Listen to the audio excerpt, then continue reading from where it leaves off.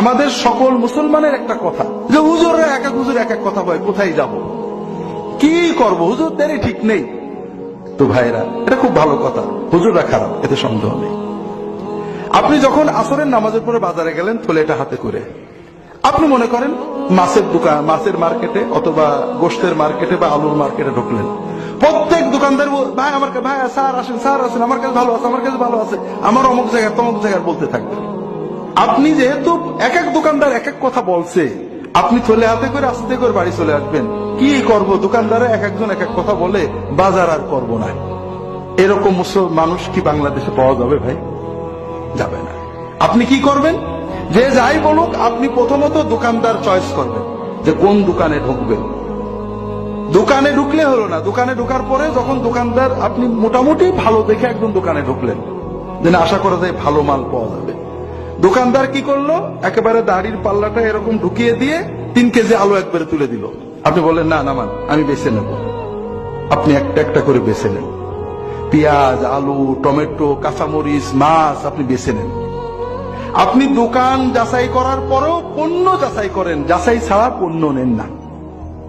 কিন্তু আপনি আসরের পরে বাজারটা বাড়িতে দিয়ে মাগরিবের নামাজের সময় মসজিদে ঢুকলেন, আপনি নামাজ পড়ে কিছু জিকির করছেন অথবা নামাজের ভিতরে কিছু আমল করছেন। আপনাকে যদি বলা হয় যে আমল কোথায় পেয়েছেন, ও অমুক হুজুর বলেছেন, আমলটা কিন্তু আপনি যাচাই করে নেননি। আপনি আলু যাচাই করেছেন, পেঁয়াজ যাচাই করেছেন, টমেটো যাচাই করেছেন, মাছ পর্যন্ত টিপে যাচাই করে একটা একটা করে আপনি দাড়ি পাল্লায় তুলেছেন। কিন্তু আপনার ওজিফা, আপনার জিকির, আপনার নামাজ, আপনার দোয়া, আপনার কুলখানি, আপনার ইসালে সোয়াব, আপনার ফাতেহা আপনি যাচাই করে নেন না। হুজুর বলেছে আপনি করেছেন, সবাই করছে তাই করেছেন। তাহলে কি বোঝা গেল? তাহলে বোঝা গেল ভাইরা, যে আপনার কাছে আলু, পেঁয়াজ, পটল, টমেটো, পুঁটি মাছের যে দাম আছে, আপনার ইমান আমলের ওই দাম নেই। আপনি পুঁটি মাছকে যে গুরুত্ব দিয়ে ক্রয় করেন, আপনি আপনার জান্নাতকে ওই গুরুত্ব দিয়ে ক্রয় করেননি। ঠকে যাবেন ভাইরা। আরে ঠকে, এমন ঠকে, আপনি পুঁটি মাছ কিনতে যে, আলু কিনতে যে ঠকেছেন, পরের বারে আপনি জিততে পারবেন। কিন্তু ইমান কিনতে যে, আমল কিনতে যে ঠকে গিয়েছেন, পরের বারে যখন ঠকা বসবেন, ব্যাগ গিয়ারে আর আসতে পারবেন না। এই জন্য ভাইরা, আমরা একটু সচেতন হই। আল্লাহ রসুল সাথে আমাদেরকে সচেতন, আল্লাহ কোরআনে বলেছেন, আল্লাযীনা ইসতামিউনাল কাওলা ফায়াত্তাবিউনা আহসানা, যারা কথা শোনে, শুনেই মানে না, শোনার পরে যাচাই করে ভালো কথাগুলো মানে। আমিও যেটা বলবো যাচাই করতে হবে। ভাইরা, বড় কষ্ট লাগে।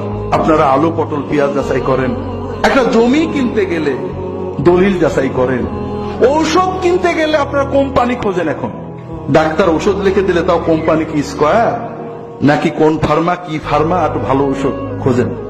দুর্ভাগ্য, ইমান আমল কিনতে গেলে আপনারা খোঁজেন না। ইমান আমল সহি কি, সুন্দর কি, আমাদের কথার উপরে পুরো আস্থা রাখবেন না, নিজেরা টুকটাক যাচাই করবেন।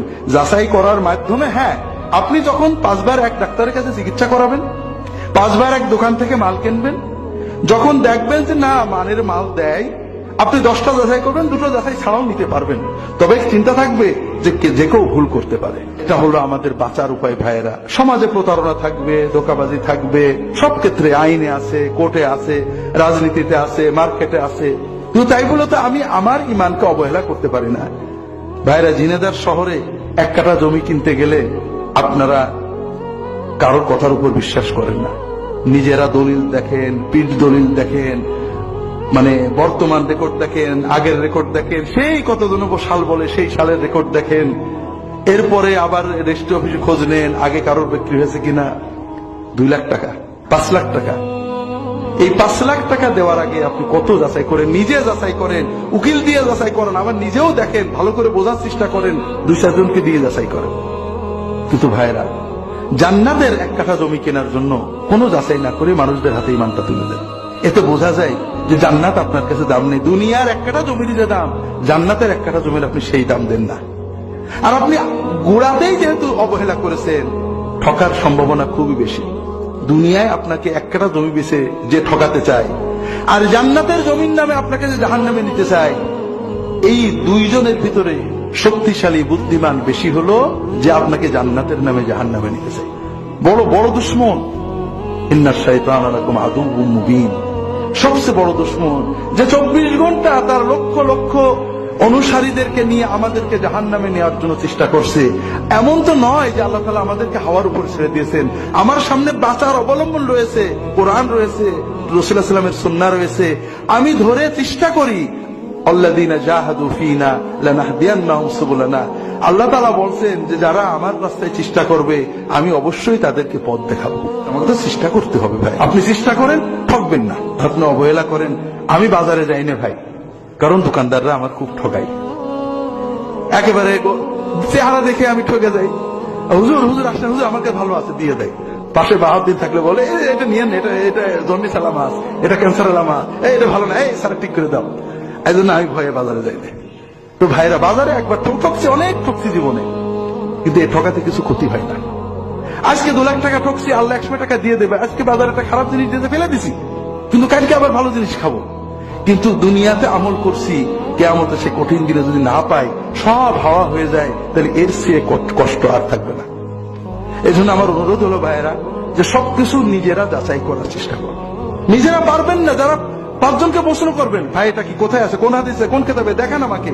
একজন বলবেন, একজন বলবে, আপনার ভিতরে একটা জ্ঞান এসে যাবে। মানুষ চেষ্টা করলে সব আল্লাহ দিয়ে দেন। আমরা পারি না এমন কিছু নেই। একসময় আমাদের দেশে পাওয়ার টিলার ছিল না, আমরা পাওয়ার টিলার ব্যবহার করছি। কাজে কোরআন হাদিস আমাদের দেশে আছে, নিজে পড়েন, না হলে যারা পড়ে তাদেরকে প্রশ্ন করেন, বোঝার চেষ্টা করেন, রাসূলুল্লাহ সাল্লাল্লাহু আলাইহি ওয়াসাল্লামকে সামনে রাখেন। আল্লাহ তাআলা আমাদের সবাইকে তৌফিক দান করুন, আমিন।